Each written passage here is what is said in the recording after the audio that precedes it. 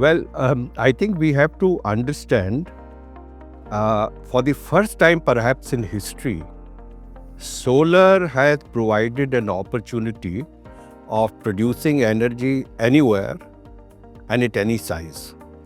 So when I think of RE, I don't think of it only as clean energy. I also think what else it can bring, which means can I bring employment? Can I bring increased incomes to farmers? Can I bring rural development? Can I save my fertilizer? So there is a variety of things which simultaneously can be done, and that will come if we do distributed RE in a big way. So I can give you some important figures. For example, the RBI has brought out a report which is expressing extreme worry about the losses of the DISCOMs. The DISCOMs losses arise basically from free irrigation electricity.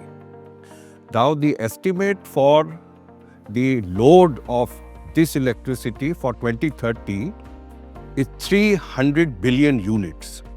So if I give electricity at zero cost, and if my cost of supply of this electricity is 7, it means DISCOM will lose annually over 2 lakh crores. Now I can solarize all the feeders. Feeders are the lines on which the electric pumps are, and replace all the electric pumps by solar pumps.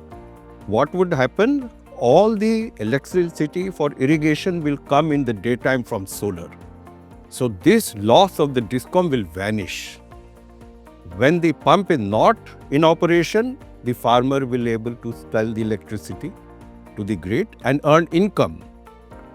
And when he's earning income, he will try to conserve water and the use of the pump, which will help in tackling with India's water emergency, which also is not very often discussed. So you can see how much benefit this single thing can do.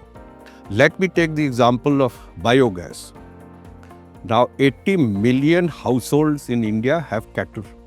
So even if I take 25% of them, which is 20 million, and I build one household plant, and I build a slurry plant which converts this slurry which comes out into biofertilizer, then I can save 250 lakh gas cylinders in a year.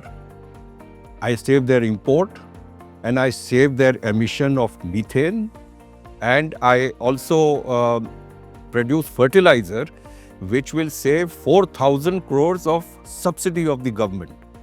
So a one-time subsidy of 5,000 crores will save over 20 years 10 times as much, apart from providing all the employment, etc. Now you must have seen all the plants are ground mounted, solar plants normally.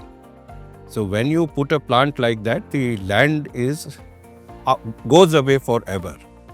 So we are talking numbers of 10, 20, 30 gigawatt at this time.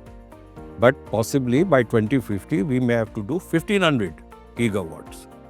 So if I do 1000 gigawatts in a decentralized way, by putting 1 or 2 megawatts in each village substation, 15 lakh 1,000 crore cost of interstate transmission will be saved.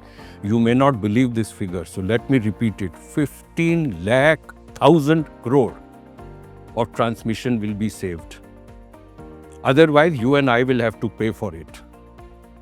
And if I make the decentralized plants or ground mounted, I will take away 20 lakh hectares of land.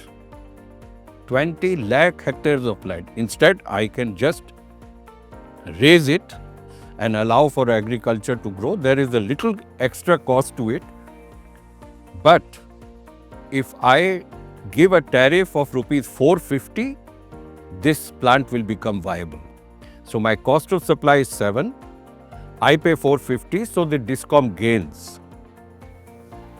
And the farmer, because he gets lease rent and the crop is continuing, he gets income of more than 1 lakh a year. So imagine what will happen if 1,000 gigawatt of plants are made. So if I just mention these three things as an indication, how much money you will save, how much farmer will earn, how much employment will be created, the world will change. That's the RE that I'm looking for.